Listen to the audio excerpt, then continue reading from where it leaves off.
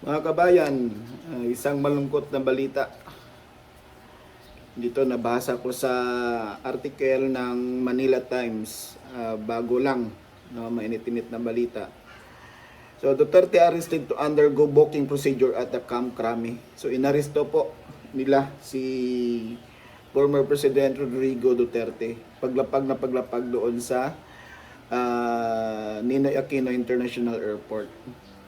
Manila, Philippines, former President Rodrigo Duterte will undergo procedures at the Camp Crame headquarters of the Philippine National Police after the arrest of the National Aquino International Airport ngayon lang, no, Tuesday, March 11, 2025. A police source said that arrest warrant was served to former President by Anthony Alcantara, Special Envoy on Transmittal Crime under the Office of the President. The source said the former President would undergo documentation on Camp Crame. So while the warrant was being served to Duterte, he was heard saying, "You will just have to kill me." So ayaw niya sanang magpa-aresto. Patayin niyo na lang ako bago niyo ako madala. So pero walang magawa, no, kahit yung si Senator Bongo, no, may sasalubungin sana si PRRD sa airport, kaso hindi niya na nakita, no, dahil kahit sila hindi pwede makapasok doon sa loob ng airport, kahit yung mga abogado, yung doktor, no, hindi makapasok doon sa loob ng airport. Kaya even media, no, nakita na lang natin na buti na lang mayroong isang concerned citizen, may vlogger na nakuhanan ng video na isinakay na, no, si PRRD doon sa van papuntang Camp Crame.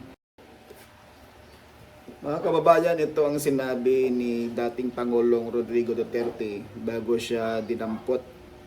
No, imagine, nasa loob ng eroplano ito. So buti na lang may nakakuha ng video.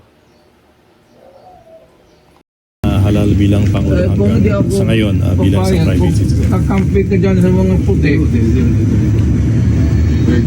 You just have to kill me. Kung hindi ako papayag, kung kakampi ka dyan sa mga puti. We're just going through the process. Kaya, kung hindi ako... You just have to kill me. Sumama pa rin siya, no, para hindi na magkagulo. Duterte arrived in Manila from vacation in Hong Kong earlier on Tuesday via Cathay Pacific flight CX-907.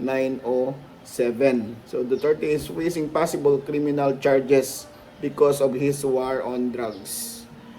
Yung dati pang sinasabi sa kanya na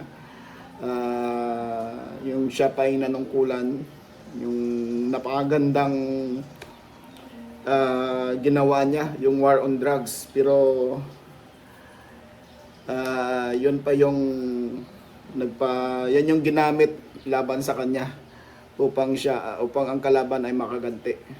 So mga kabayan, hanggang dyan lang muna yung topic natin. Ako ay magmamatsyag. Titingnan natin kung ano mga nangyayari. Update ko po kayo mga katropa. So maraming salamat po. Pinas muling magsama-sama. Pilipinas, Duterte pa rin ang tunay na nagmamahal sa atin. Laban niya ay laban natin. Pilipinas, Duterte pa rin.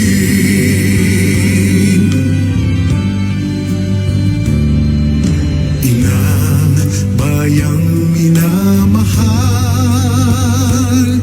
lagi kang ipadarasal.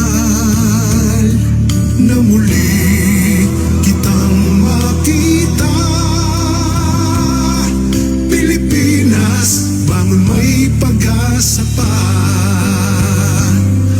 Pilipinas,